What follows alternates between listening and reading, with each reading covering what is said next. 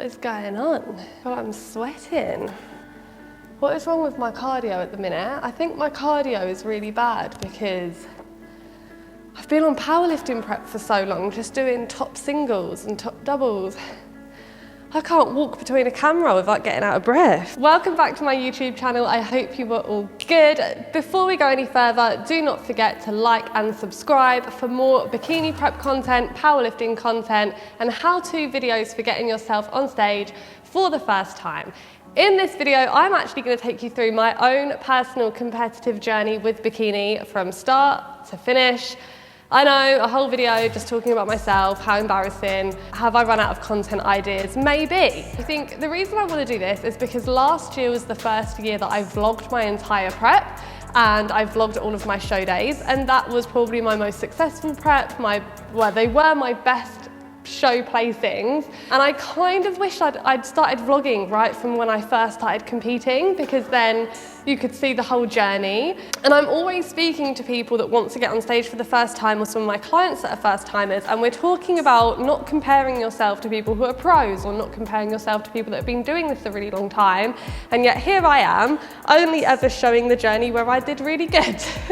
So I'm going to take you through the journey from start to finish, the things that didn't go too well, and basically give an insight into what it means to have longevity in bikini and why I managed to keep going for 6 years, and maybe will keep going one day, we'll see. So starting right from the beginning then, so I first started thinking about bikini competing back in 2017. I actually had a couple of friends that had done it. I had a friend that had done men's physique. I had another friend that did bikini herself, and obviously I kind of watched them prep, and they were actually the first ones to say to me, like, Soph, you'd be really good, like, why not go for it? And at the time I'd grown up doing track and field. I was a sprinter my whole life. I'd been weight training for quite a few years to support the sprinting. Don't want to say I thought I had muscle. I thought I had a decent amount of muscle, but realistically I didn't. But I built something, do you know what I mean? Like I was 18, 19 at the time. I built something from doing the sport and the weight training. Didn't know a thing about nutrition, didn't know a thing about posing, and so I started searching everything, and I would be on YouTube for hours. I'd be reading research articles for literally hours, and I stumbled across the likes of Layne Norton, Paul Ravella, Lauren Conlin, all these big names over in the States that are very good coaches in their own right, have been good competitors in their own right, and I had no idea who these people were at the time. If you don't know who these people are, do check out their channels because they're very, very informative. They have so much content out there to help you with bikini. I'm so lucky and so glad that I did find those people when I first started out, so that I could drown out the bullshit of the things that I shouldn't be listening to. That's when I was like, I'm gonna go for it. I feel like I'm well equipped with all of this knowledge and I'm gonna go for it. So I was about 9 months out from my first show. I decided to do the Mass SPC show, which was a university competition, and a lot of people that did that show were first timers. So I was like, I've got 9 months. I'm gonna go into a bulking phase and then I'm gonna prep. And I decided I was only gonna prep for like 8 weeks or something like that because of when it was. It was like in March, and I was like, I'm not prepping before Christmas, thinking I knew what I was doing. So I did like an 8-week prep, obviously didn't get lean enough. That was interesting. Ever since then I was like, yeah, I'm not gonna prep over Christmas. I'm always gonna choose slightly later shows. I did an 8-week prep. I guess you could say that I did 7 months of quote-unquote bulking. I didn't really know what I was doing. I was macro tracking, I was hitting my protein, I was eating enough. The biggest thing for me when I first started macro tracking was I realized I did not eat enough. I was eating maybe 1,800 calories a day, but I was playing a lot of sports, I was doing a lot of steps, and I was lifting weights. Like, it just wasn't enough for me, for my height, my weight, and what I was doing. So once I started eating a bit more, following a progressive training plan that I'd written myself, I started to see my physique change a lot, which was really, really exciting. And then I thought, maybe I can do this. Like, maybe I'm starting to look like more of a bikini girl. So I rocked up my first ever show, went and got my first ever tan done. Very interesting experience the first time. I had a red bikini, I did my own makeup, my own hair. I've always done my own makeup and my own hair actually. Put in some cheap extensions, tried to match the tan with the face. I actually came second. So I actually placed second in my first ever show, which I was really excited about. I kind of knew it wasn't, you know, the big guns kind of show. Like, it was a university show. It wasn't kind of a proper federation like your PCA or your Two Bros. Two Bros didn't exist then. There was UKBFF and PCA, but UKBFF was kind of on its way out. So I hadn't competed in like a proper federation that was like a big one yet. So I was happy with second place, obviously, but I kind of knew I was still very much just like a little fish in a big pond, like just starting out. But the main things that I learned from my first prep was not to try and macro track your whole prep, because I tried to fit in a cream egg every day, and don't try and do that. I've discussed this on social media, don't try and do that. We don't need to go into the cream egg story again, but yeah. It was the first time where I'd really followed a progressive plan. I took weekly check-in pictures, I learnt the posing, and I saw how much my physique changed in just that 9 months, and I literally just caught the bug. Then I went into my first proper off-season. I want to say proper off-season because I think the first time coaching yourself, going off the advice I was seeing from Lane Norton, Paul Ravella and all the likes of those people, I probably chopped and changed. I know I definitely did, chopped and changed at my approach multiple times. Yes, I made progress because it was the first time I followed a plan, but I hadn't made as much progress as I thought I could have. I knew that I didn't have barely any muscle, and that needed to change for my second season. So my second season, I decided to go ahead and compete with PCA. That was kind of the federation that was the one to do at that point. Like I said, Two Bros didn't exist yet. I did like a 6-month off season, just focusing on, I basically tried to do a bulk. What I always tell people not to do, and this is why I tell people not to do it, because I did it and it just makes your life so much harder. I tried to get calories up as high as possible, didn't care how I was getting them in. I swear I was having maybe 4 or 5 McDonald's a week. Like, I was justifying that somehow just to get the calories in. And I was like, oh, you know, I've just got such a fast metabolism, I have to eat so much food. That wasn't the reality of it. I was just not consistent. Like, I would probably do 3,000 calorie days and then have like a 1,200 calorie day because I was full and I wasn't consistent. I was being lazy and trying to justify getting everything in with McDonald's. So there was no surprise. I was feeling sluggish, I was feeling lazy, I wasn't feeling like I was ticking boxes. But in my head, it didn't matter. At the time, I was just like, well, I'm bulking, I'm getting in as much food as possible. It doesn't matter if it's like, you know, nutrient dense or whatever. And like, there's a time and a place for that logic. Like, if calories do get really high for whatever reason and you can't stomach too much high volume food, and you might start adding in things like dark chocolate, peanut butter, you know, things that are more calorie dense. There is a time and a place for that, but I just went way too far the other way.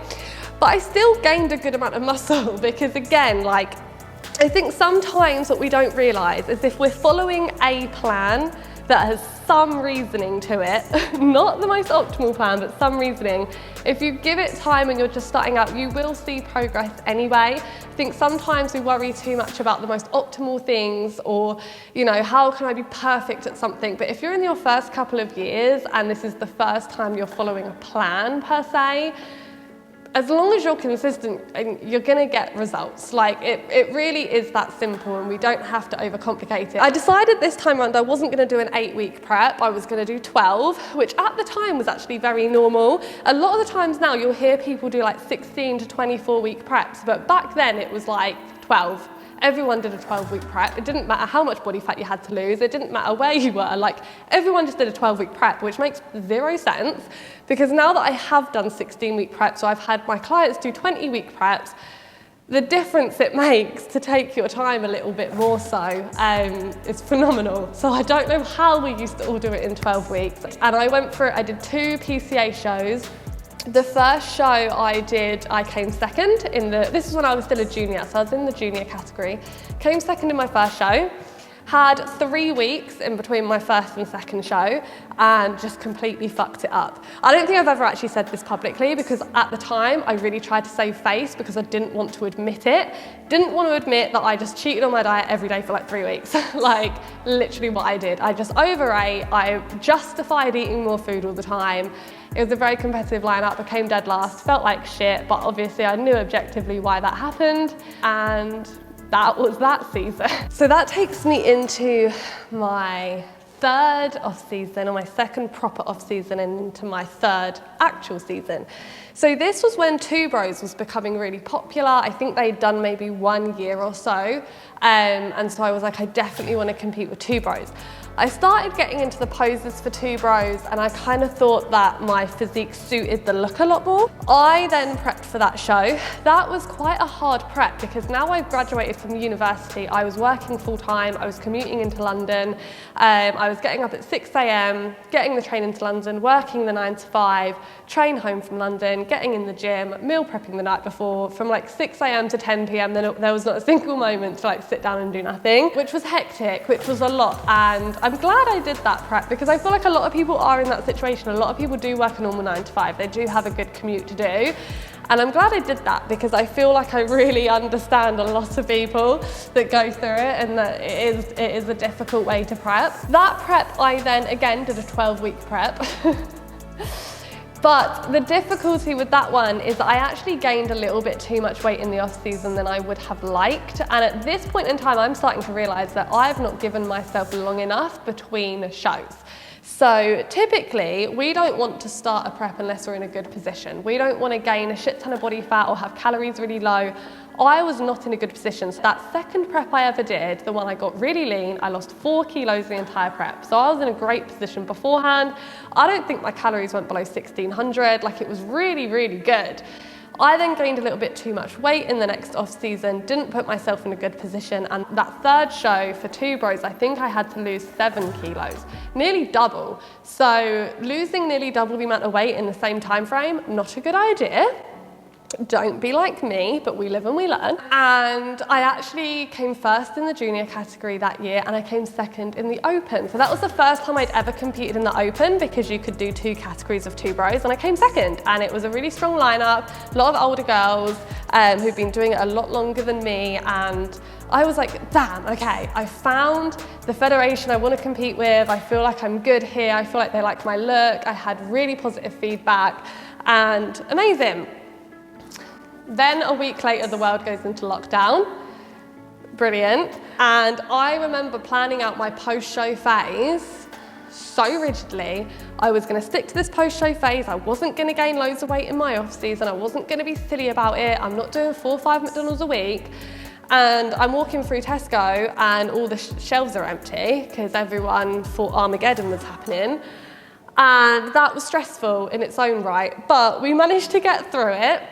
And this is when I actually took a longer off season. So from 2020 through to 2022, I didn't compete. So I competed March 2020 I competed, and then I didn't compete again until June of 2022. So I took over 2 years away from the stage.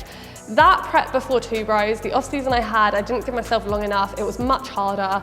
I was like, I need to start taking longer off seasons because I still am too skinny for bikini. I still need more muscle. I need to make sure I'm setting myself up for success. I'm putting myself in a good position. I can't just go for it, you know? So I took longer. I competed in powerlifting in between. I got stronger, I gained more muscle, and I put myself in a really, really good position, and I did a 16-week prep and went for a longer one.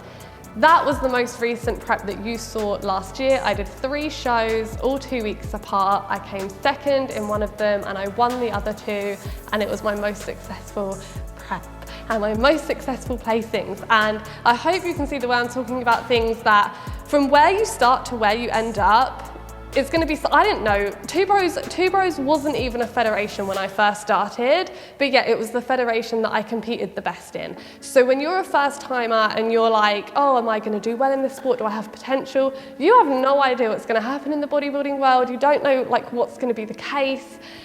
Completely 180 from what I thought would happen, you know, from show 1. And the way in which I prepped, the longer I took in the off seasons, the longer I took to prep, all of the things that I learned over time really did add up. And you're going to have the same experience. You know, your first prep, your first couple of seasons, they are going to be very different to what your 4th and 5th preps are going to look like, you know, and that's fine. And it's fine to take in everything you learn. Not everything you use in your first prep is going to be worth it, you know, later on down the line. Not everything you do in your first prep is still going to be useful or essential, and the way you do things is definitely going to change. And that's how you just grow as an athlete, do you know what I mean? That's why you get to have longevity in this sport. That's why you grow as an athlete. That's why you get better. And you never know where it's going to take you. So I hope that all made sense. I hope that was helpful. Hope that gives you a bit of an insight into the years that I never did vlog, and I kind of wish that I did. Let me know in the comment section below anything that you want me to discuss on my channel that will help you get on stage for the first time. If you're unsure of how to go about getting on stage for the first time and where to start, do download my free video, 5 tips for your first prep. I will link it down in the bio. Let me know if you find it useful. Thank you so much for watching. Don't forget to like and subscribe, and I will see you in the next video.